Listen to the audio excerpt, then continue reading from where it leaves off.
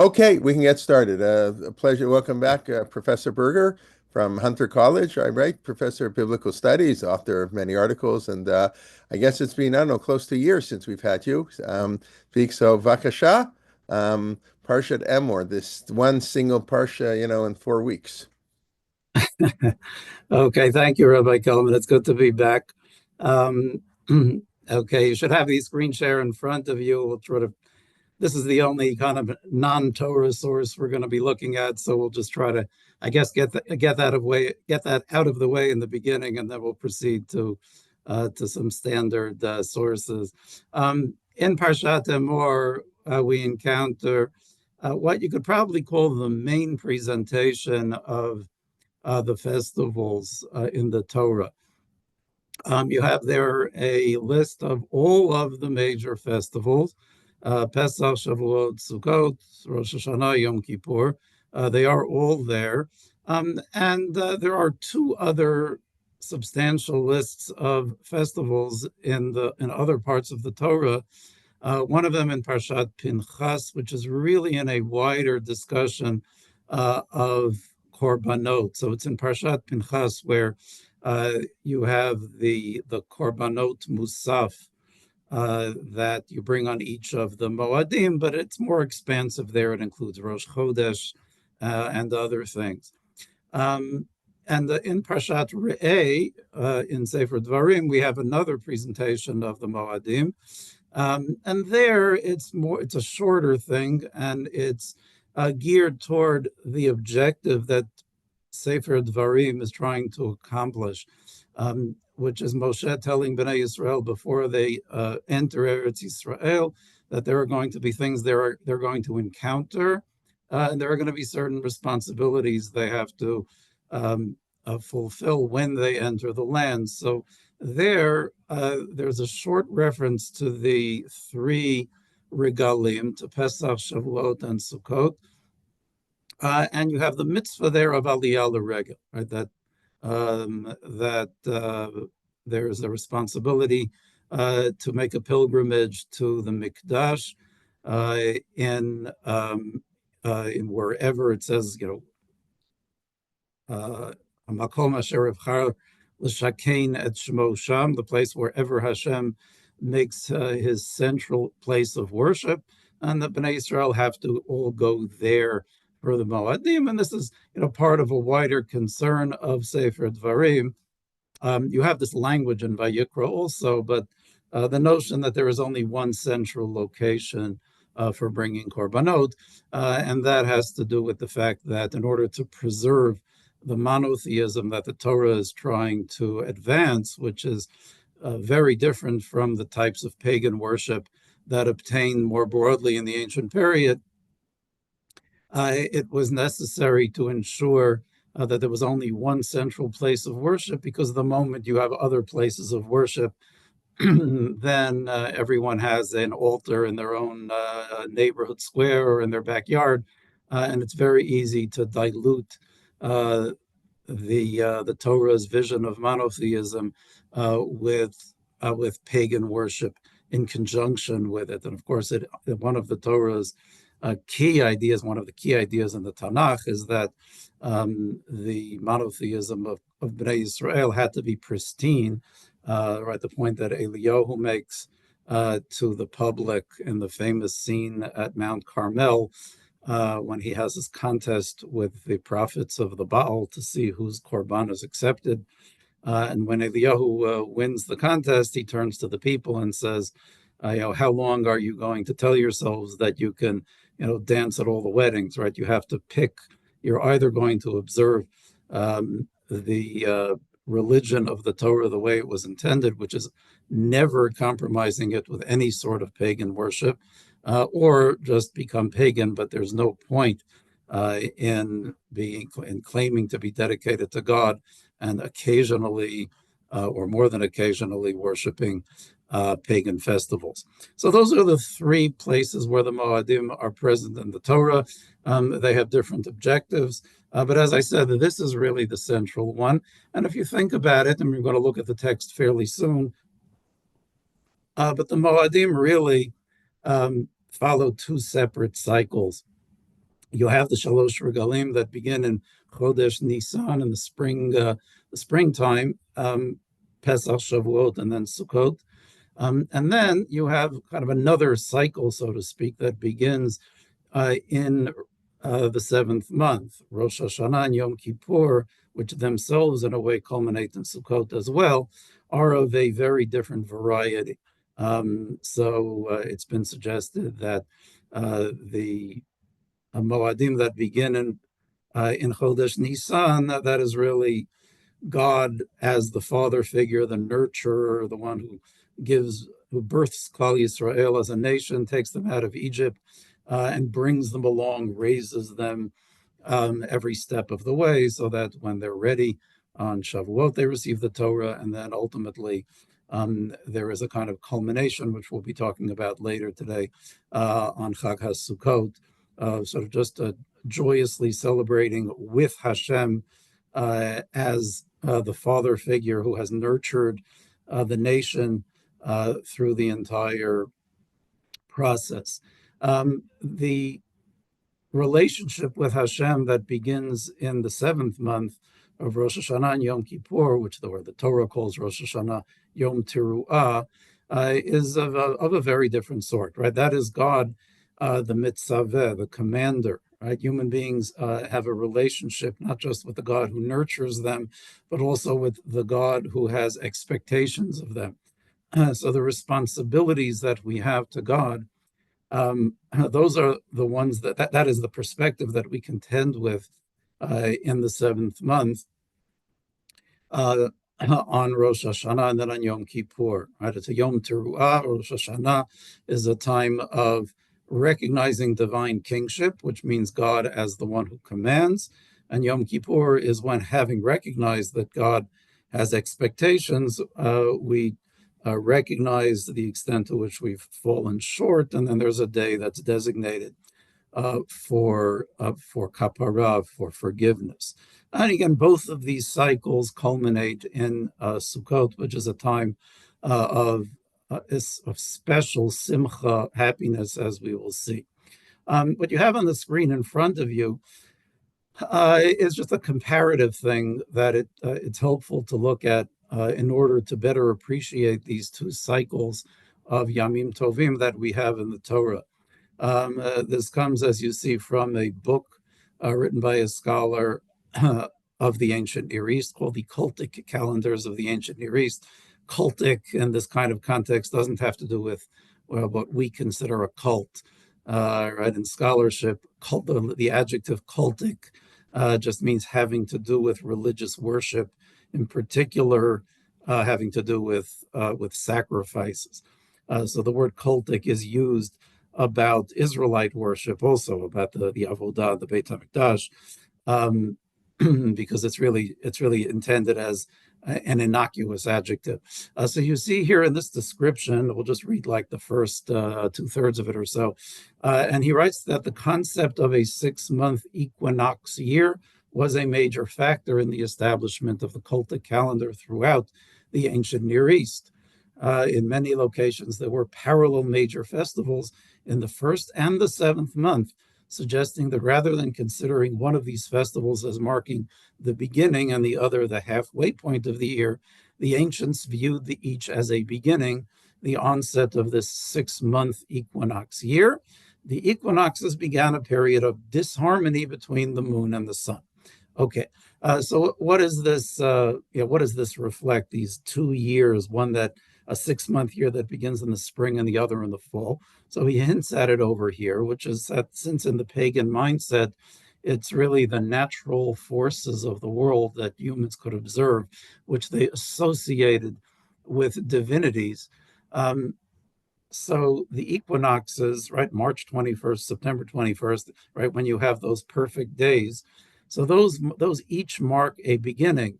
In the spring, you're marking a beginning when the days become longer, and it was perceived that the sun was establishing precedence. And if the sun is perceived as a deity, then it was necessary to try to do rituals that would appease the sun god more so than the moon god. Whereas you go to the fall, when the days start getting shorter, there was a conception that the moon god was achieving superiority, and then it became necessary in the pagan mindset to appease the moon god.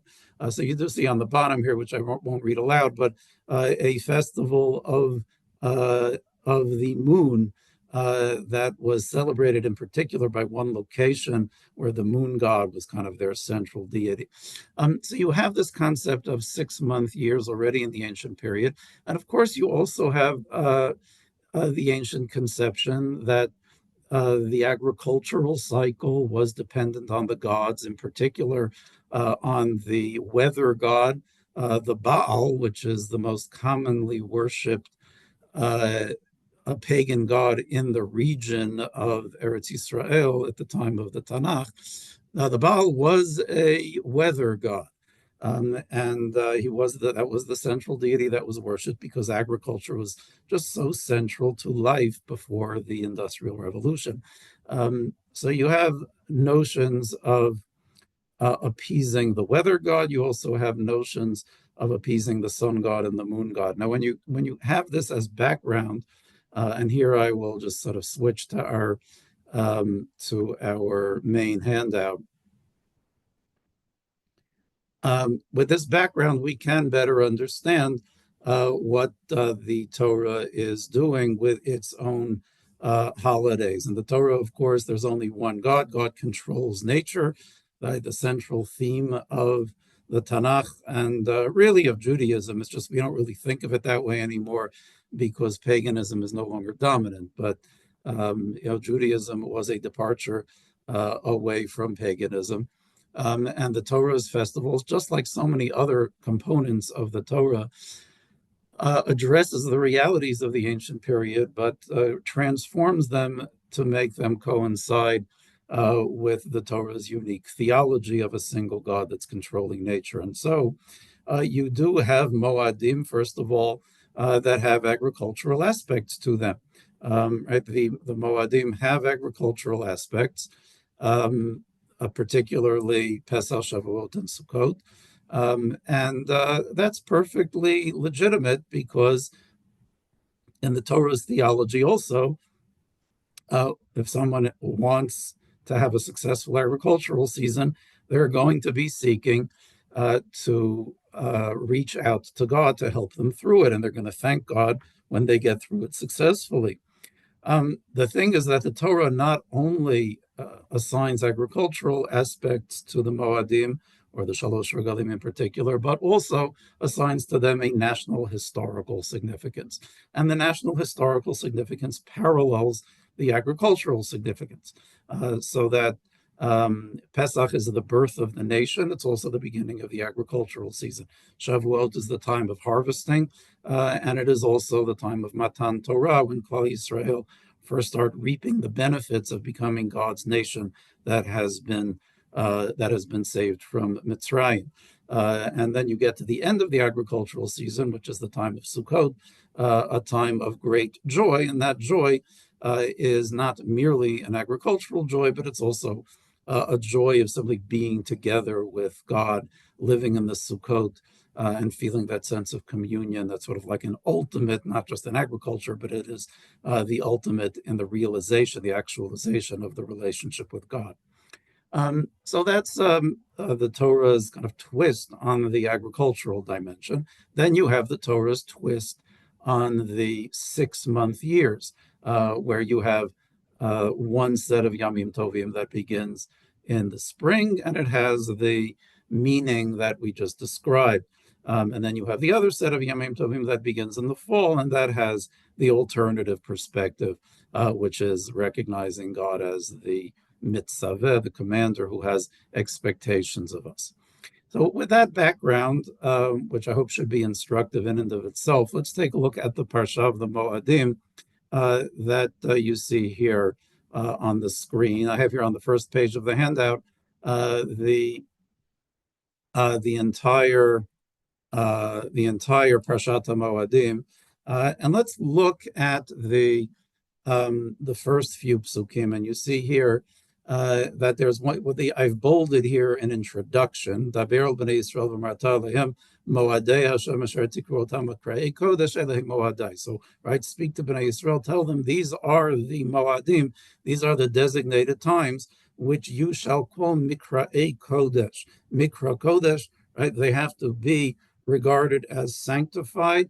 Elei moadai, and this is, of course, part of the wider context of the second half of Sefer Vayikra, which begins, or we can begin it in Perek Yutet, which begins Kedoshim Tihiyu Ki Kadosh Ani Hashem Elokechem. You have to be holy because I am holy. And then there are many laws that we read about that are designed to make Bnei Yisrael into a holy people, not just the people who observe the minimum or who observe the basics laid out in the Aseret HaDibrot, but a people who also observes commandments that go way beyond that in order to elevate themselves and be sanctified.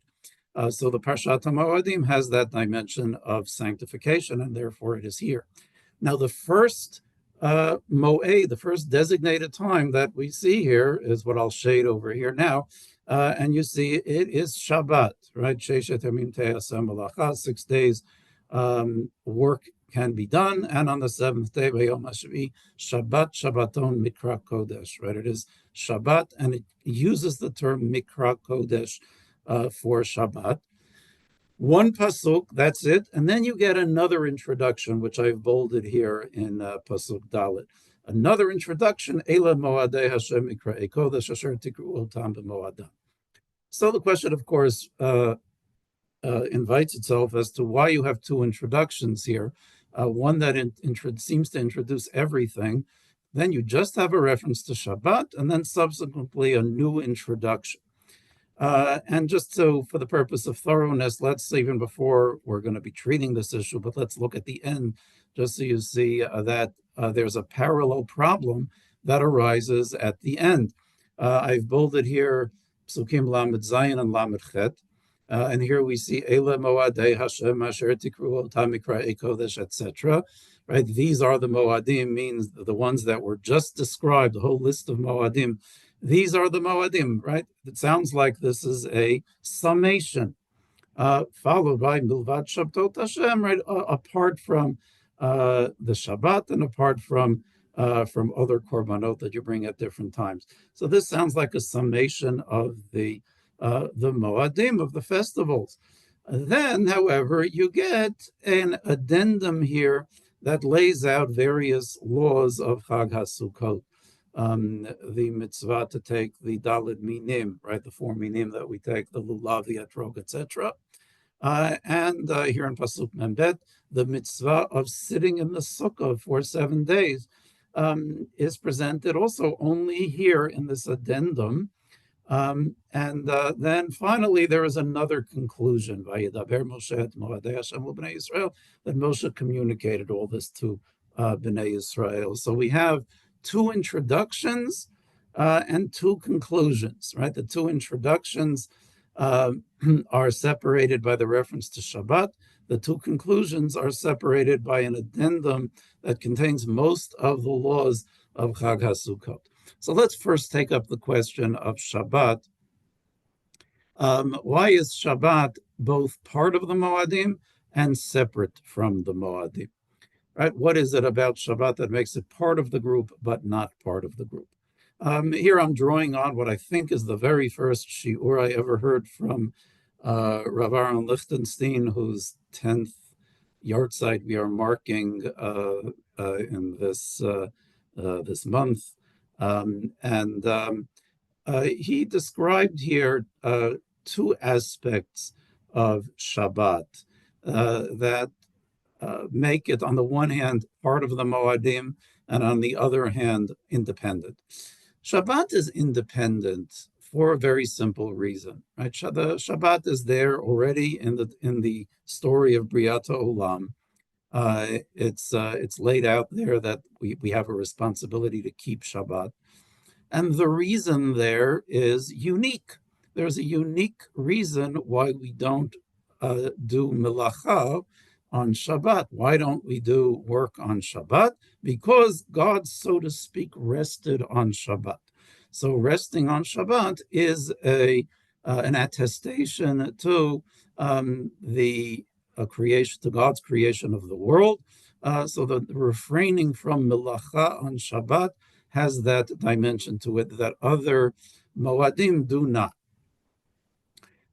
Why then do we not do melacha on the other moadim? Sort of a very basic question that we don't usually think of. We have this reason for not doing melacha on Shabbat. That's because God rested, so we rest. And then why are we doing the same thing on festivals when that reason is not applicable?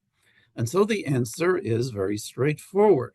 There is another objective to refraining from doing work on a particular day, right? And that is to generate a certain atmosphere of Kedusha on that day.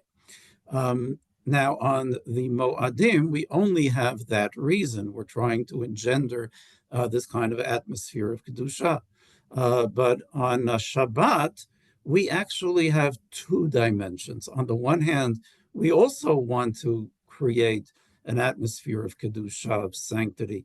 But Shabbat also has the more specific reason of trying to attest to God as the creator, and therefore any melacha one does on Shabbat is a departure from your attestation of God's resting on the seventh day, so to speak, and in turn, it compromises your witness to God as creator. These two dimensions of Shabbat and the contrast to Yom Tov have manifestations in other respects. Here, let me first let us just look at it in a very simple way. When Rav Lichtenstein spoke about this, he spoke about it in the context of this halacha. The Gemara in Makot cites Rava, who says, Amar Rava, yesh chiluk melachot b'Shabbat, ve'in chiluk melachot b'Yom Tov. What does this mean?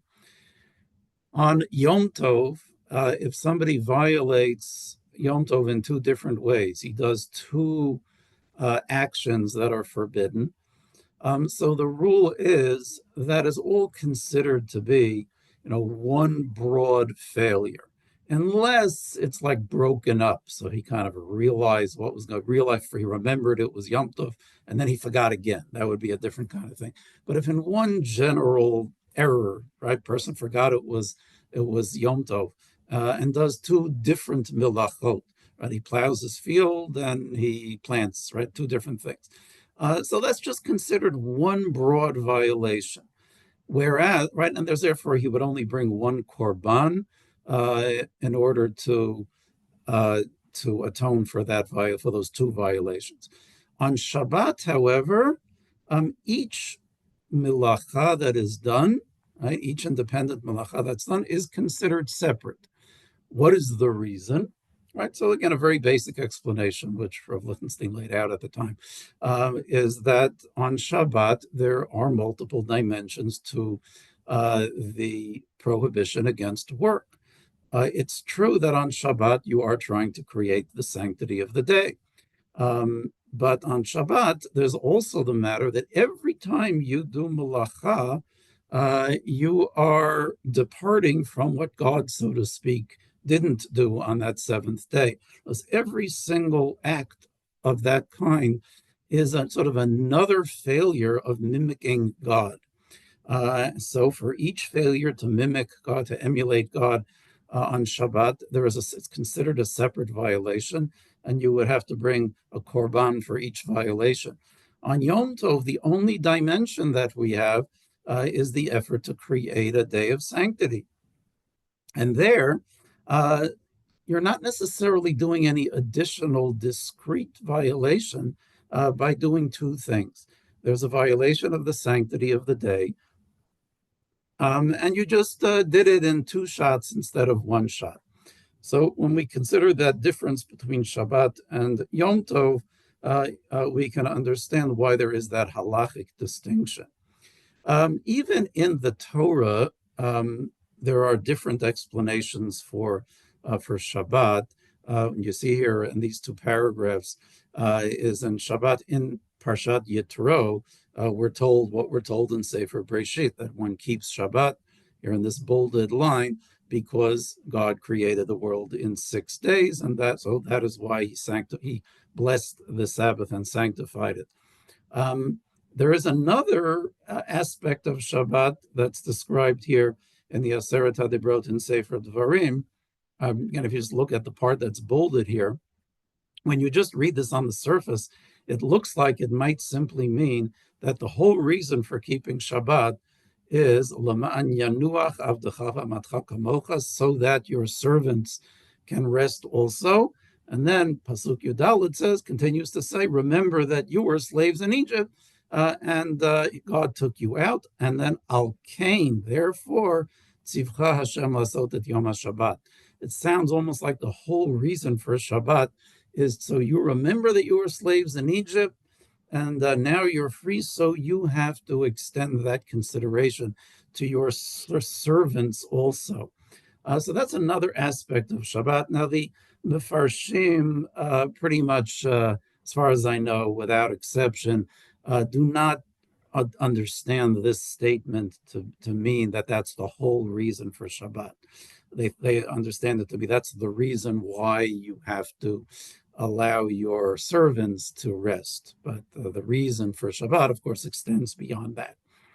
But if you just read the pshat the way it's laid out here clearly in Sefer Dvarim, it's trying to emphasize something else, a dimension of Shabbat that goes beyond simply God's having rested from work, from creating the world on the seventh day. So here we have another aspect to Shabbat that can be seen as broader, not the kind of thing where every melacha that you do is going to somehow have a negative impact on your servants.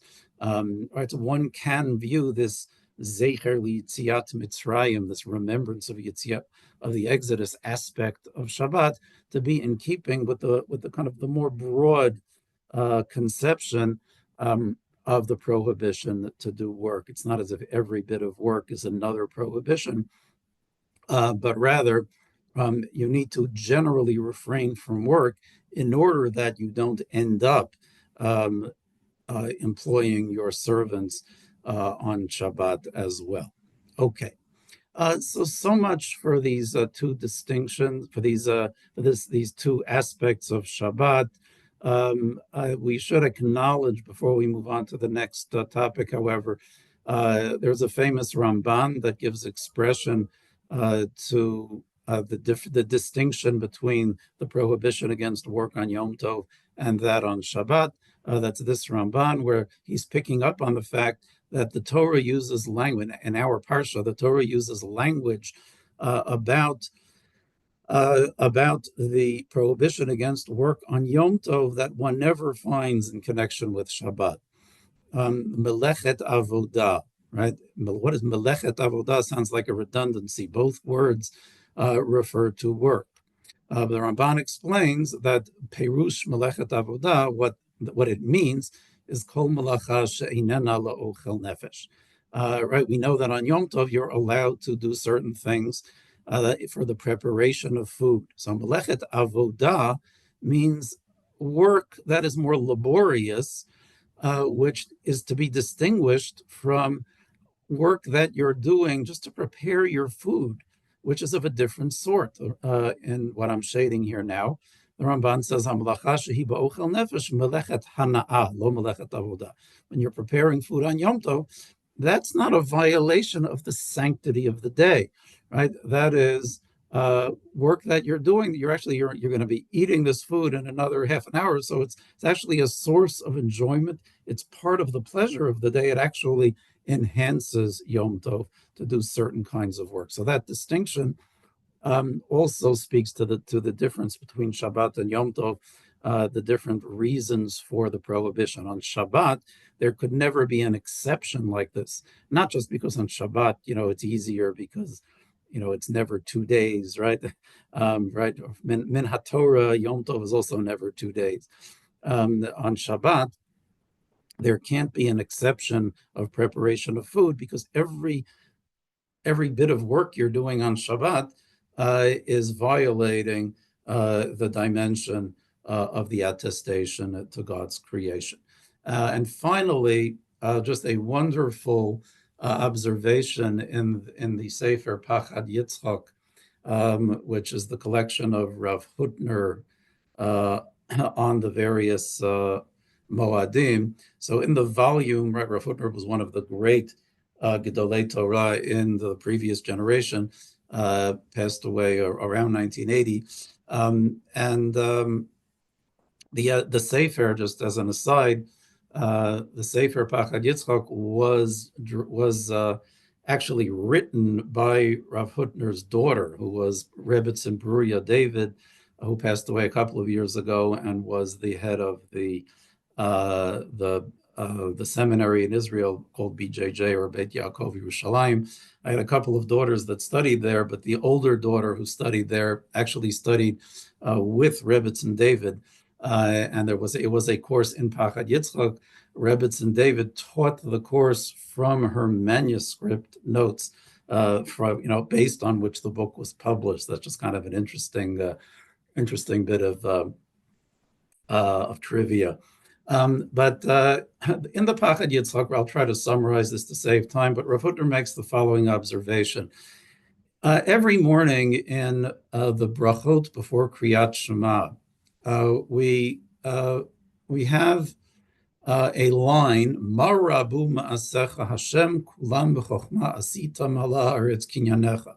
This is a line that comes from Barchi Nafshi, that's Tehillim Perek Kuf Daled, right, where it marvels at just how numerous the creations are. Marabu, right, in the Tanakh, the word Rav or Rabim, it's really about how numerous something is. So Marabu ma'asech Hashem is an appreciation of how numerous the creations are. The interesting thing is that in Kriyat Shema on Shabbat, in the brachot of Kriyat Shema on Shabbat, Nusach Ashkenaz skips that pasuk. And yet that sounds very strange, because I mean, the day when you would expect would be most appropriate to acknowledge God's creations would be on Shabbat. And yet it is, again, it's reinstated in Nusach Sfard, but Nusach Ashkenaz leaves it out. And Rav Hutner is trying to explain why.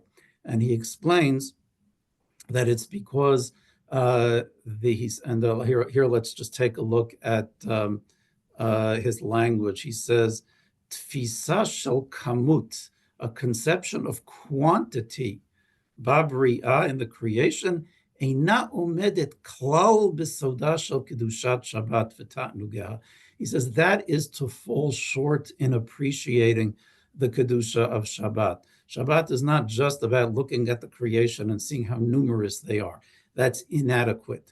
Shabbat is a day when you can reflect on the creation and its depth. And that's why you skip Marabu Ma'asecha Hashem. What do we do instead? Well, in the Mizmor Shir Liyom HaShabbat, right, the Shir Shel Yom that's recited on Shabbat, there's a different pasuk. Ma gadlu ma'asecha Hashem, ma'od amku machshvotecha. Right? How great are your deeds? How profound are your designs? So on Shabbat, to appreciate the creation requires saying more than just marabu. One has to say ma gadlu. Okay. So much for Shabbat and its distinction from Moadim. Let's turn our attention to the end. And here we have this oddity where you have a summation of the Moadim, and then only thereafter the mitzvot of lulav etrog and sitting in the sukkah. So what explains this? This is a difficult problem. There is one solution in the Perush on Sefer Vayikra of Rabbi David Tzvi Hoffman, who lived about 100 years ago and was particularly sensitive to these kinds of issues.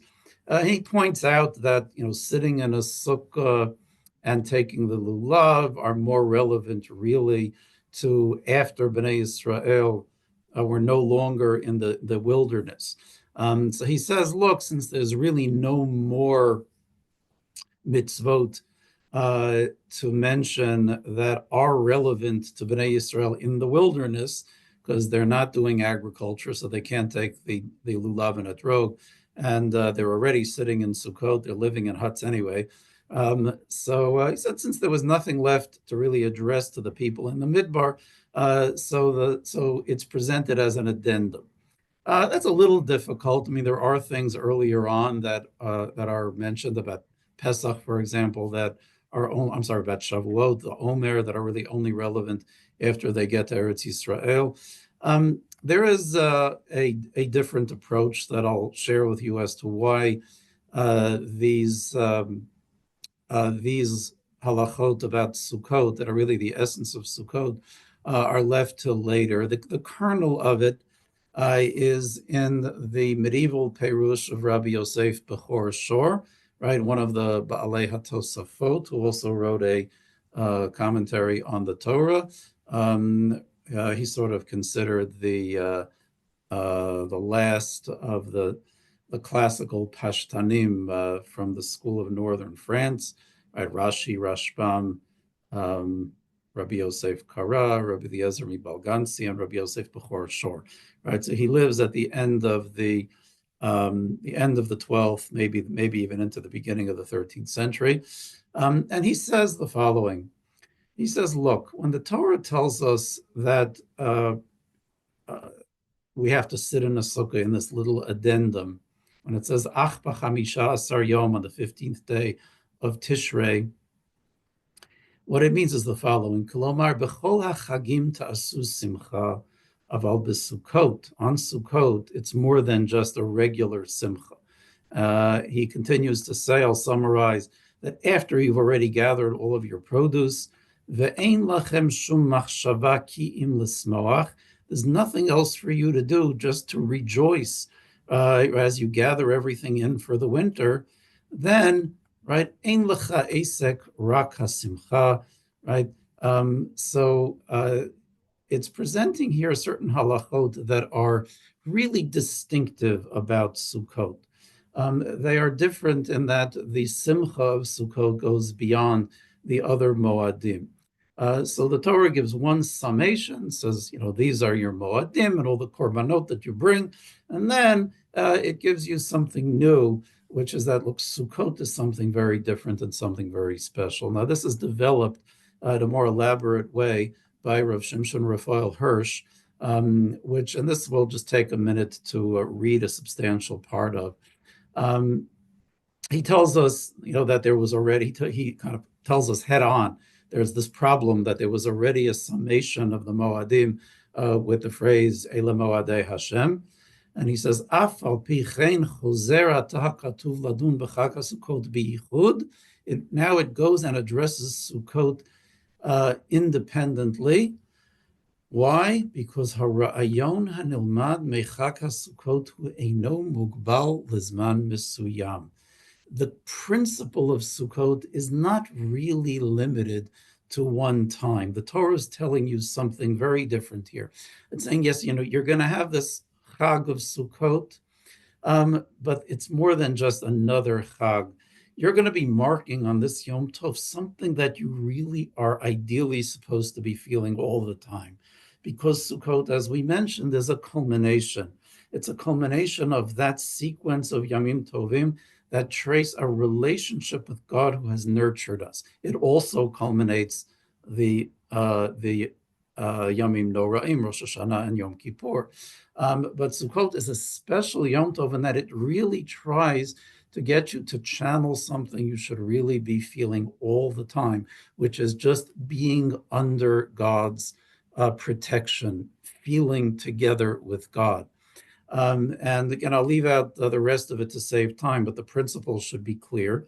And if we go back to the description of Sukkot in this addendum, what we find is that you have an interesting language here. I bolded here. It says Tachogu et Chag Hashem over here.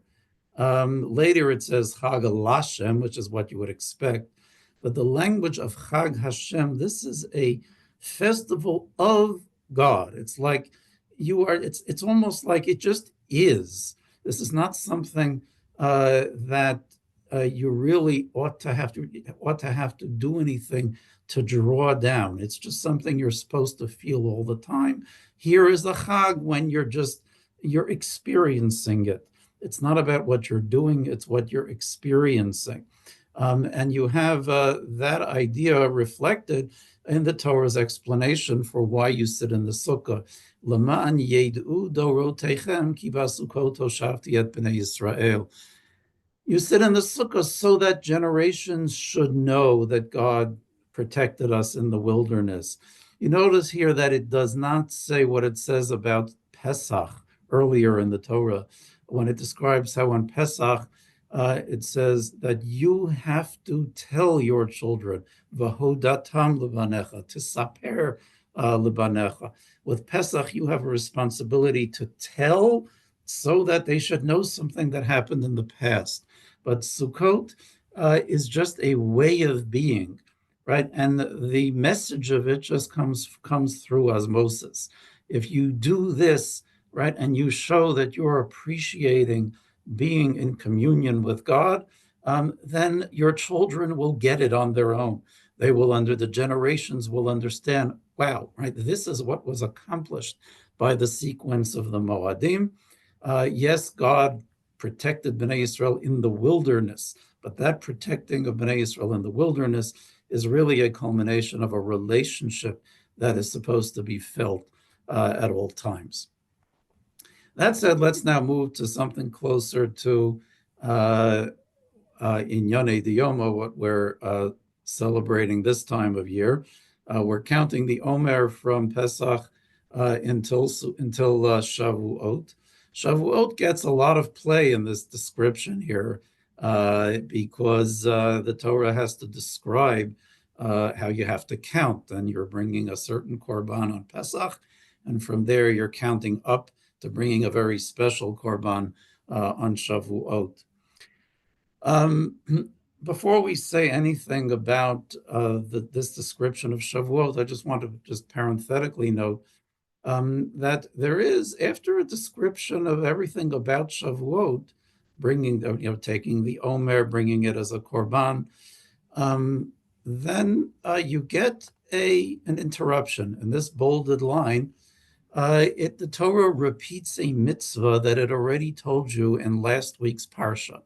Last week's parsha, let's actually scroll down and look at it, and you can see that in Parshat Kedoshim, Perek Yutet, you have the following: Uvekutzrechem et kitzir artzechem, when you harvest your produce, lo techale pa'atzadcha l'kitzor v'leket kitzircha lo telaket. Right? You have to leave a portion of the field uncut for the poor, right? And you also are not allowed to pick up stalks that drop. You must leave them for the poor. Here the Torah makes it explicit, le'ani v'lager ta'azovo ta'amani Hashem Elokechem. You leave them for the poor, for the strangers, foreigners who do not have a source of sustenance. We go back to the text of our parsha, and that idea is simply repeated in this pasuk. It repeats it more succinctly, but most of it is simply word for word. Etc. And it repeats the same thing. Why does the Torah repeat this here? So I'll just give a basic explanation, which I think is correct, which is that speaks to the fact that the presentation of the Moadim in our Parsha is part of the wider presentation of things that we have to do to achieve sanctity, to achieve Kedusha. To achieve Kedusha, so Parshat Kedoshim told us that requires going the extra mile, especially in Bein Adam L'Chaveiro, interpersonal relationships, commandments that one has to do that involve other people, taking care of the poor, etc. So here, when the Torah is laying out the Moadim, the Korbanot you have to bring to God, so we have here a Korban that has to do with the harvest. The Torah wants to remind you, even though we're talking here about mitzvot between us and God, right? All of these korbanot that are brought and things you do on a Yom Tov are between us and God. Well, we can't forget about the fact that there is a very fundamental responsibility to keep our eye on the poor, even when we're thinking about mitzvot between ourselves and God. And to achieve the kedusha that we're striving for, that requires remembering those commandments, ben adam lachavero, that were laid out in Parshat Kedoshim. So the Torah repeats it over here, reminding you that this harvest thing, yeah, there's our korban, but remember that like the really important thing, or at least an equally important thing, is leaving produce for the poor. But I want to concentrate on them in the time we have left on another aspect of this presentation.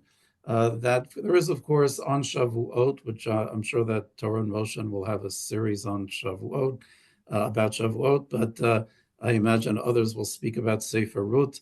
But I'm just going to cite it here for our purposes.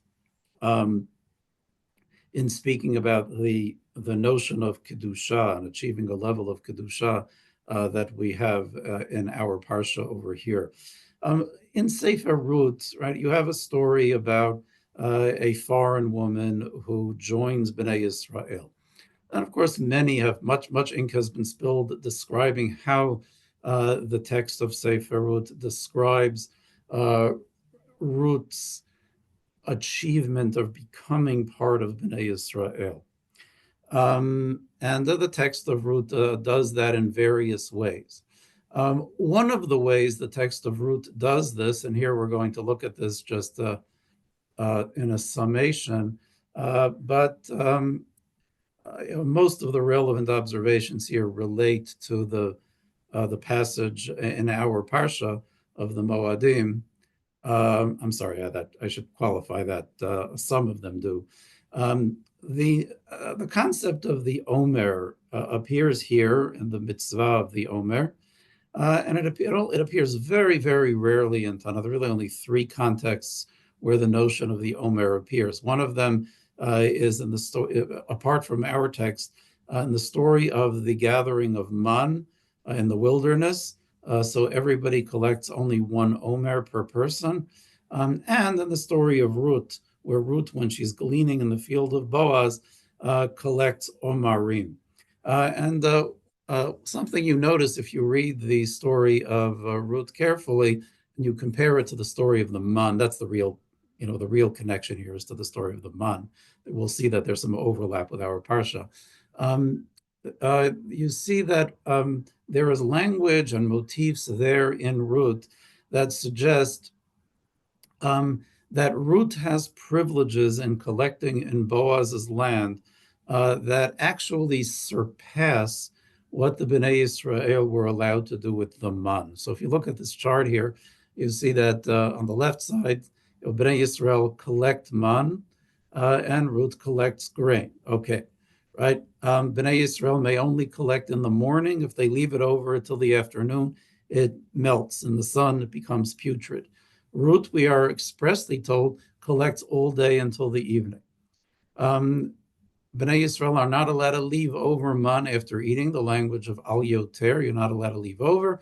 Ruth eats and she leaves some over and she takes it with her. And you have the language of vatotar, same language.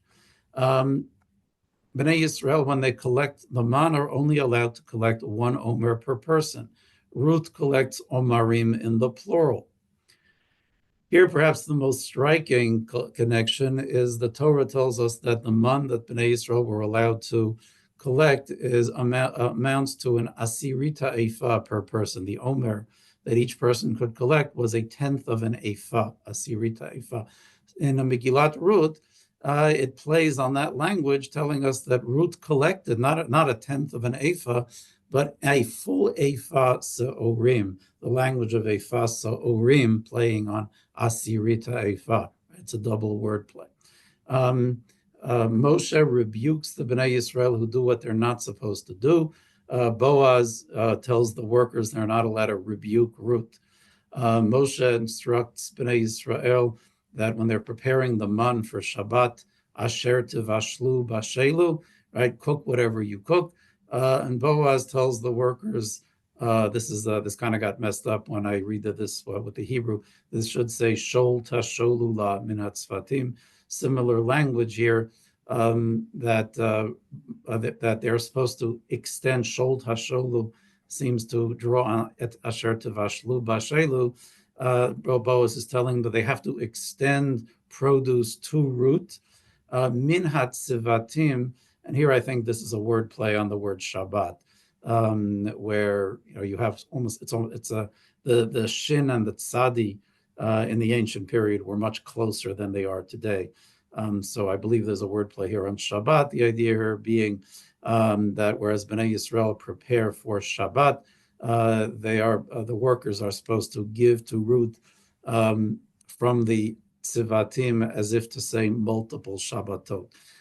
So there's a notion here that Ruth exceeds what Bnei Yisrael were able to do. This is one of the ways that the text of Ruth underscores that Ruth is successfully becoming a member of Bnei Yisrael and even surpasses what Bnei Yisrael can do.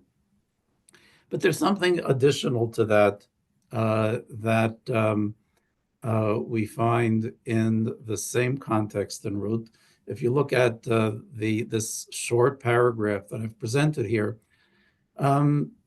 Boaz tells Ruth to come, and he says, "Achalt min halechem, eat from the bread, v'tavalt pitech bachometz, dip your bread in the vinegar." I guess it was vinegar that tasted good, and he extends to her kali, which is parched grain. Now, this comment is an odd series of statements. It's not clear at all why we have to be told that she dipped her bread in chometz and that he extended her parched grain. But something to take note of is that this combination of the phrases lechem, chometz, or in our case, it'll be chametz, and kali, parched grain, that combination of terms appears only in our parsha. When it's describing what you're doing with the Korban HaOmer, and I bolded it here, and you see it says that you're not allowed to eat from the new grain until you bring the Korban HaOmer. You cannot eat bread, you cannot eat parched grain until you bring this Korban. There's an emphasis on the word Shabbat, which in this case means weeks.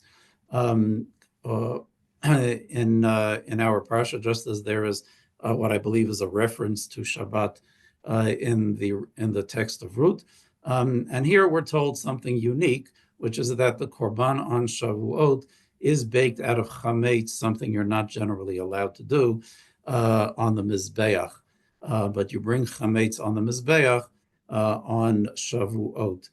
I think that the text of Ruth is trying to allude to our text in this respect as well, when it uses this language. The idea being that just as in our case, in our parsha, right, we're talking about a sequence which leads us up to the Yom Tov of Shavuot, which is that moment, right, when having gotten out of Mitzrayim, when the way the Parshanim describe it, we were in the 49th level of impurity, and each day of Sfirat HaOmer, we, so to speak, rise another level. We finally enter into a stage of Kedusha that enables us to receive the Torah, right? That is what this sequence is leading up to Shavuot, right? It's bringing us to a level of Kedusha. The Torah uses the language of V'kidashtam hayom u'machar, in preparation for Shavuot. They had to sanctify themselves for 2 or 3 days before the giving of the Torah. So that level of Kedusha that is achieved on Shavuot, that is something that the text of Ruth wants us to understand that Ruth was able to achieve. Boaz recognized how distinguished Ruth's conduct was, and he extends his kindness to her, and not only that, but he invites her to partake in lechem, chometz, and kali.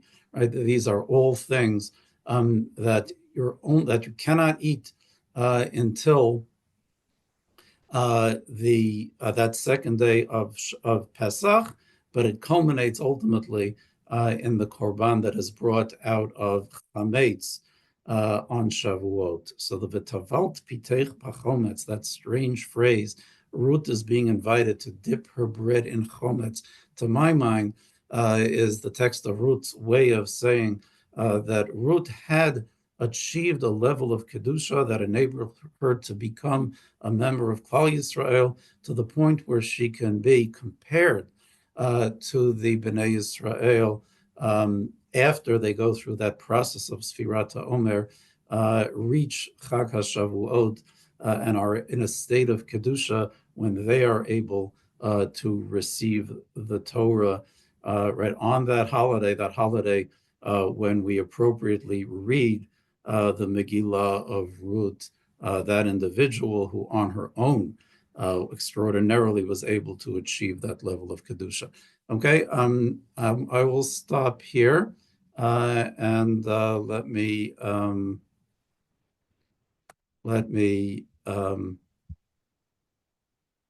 X out the screen share. We have time for some questions if you have. Let me just check the chat. I see that. Okay. Someone asked me to repeat what I said about Rebbitzin David and BJJ. Rebbitzin David at BJJ used to teach a class in Rav Hutner's Pachad Yitzchak from her own manuscript of the book, because she was the one who took his discourses and she was the main figure.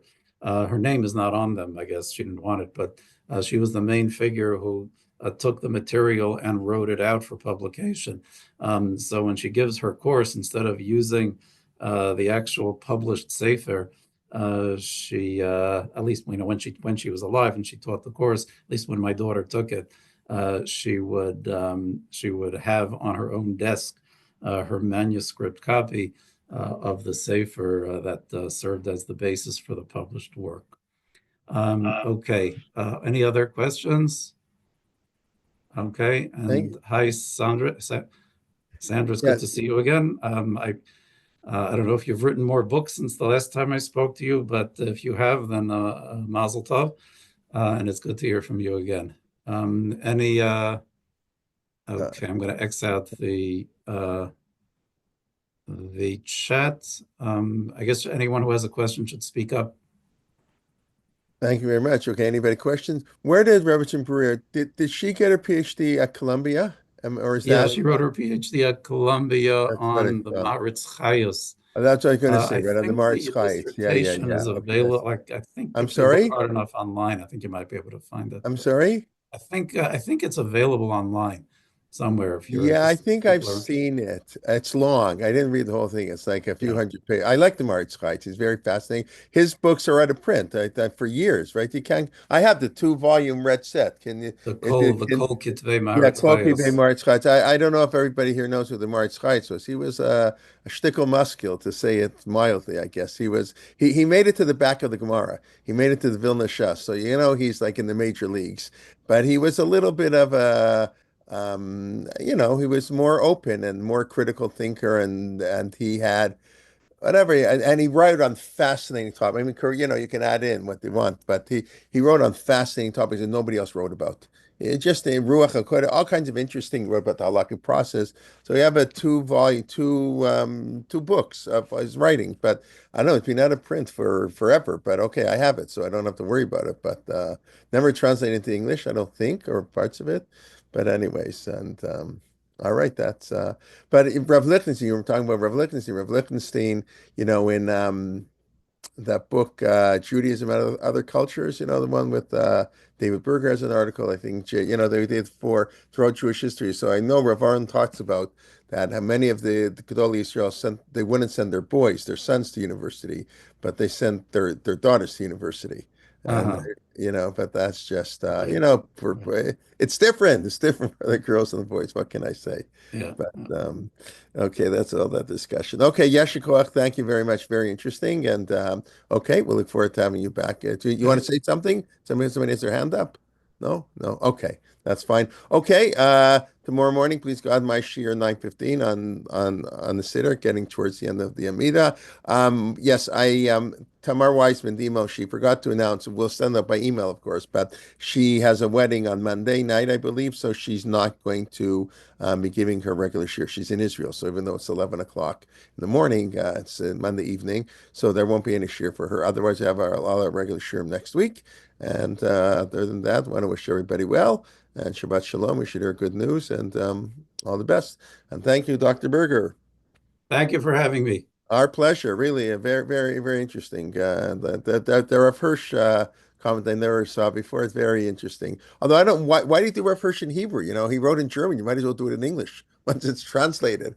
Everything you do. Oh, yeah, it was sort of easier to I get it. write the I'm just, on joking the that Hebrew like, translations available online more easily.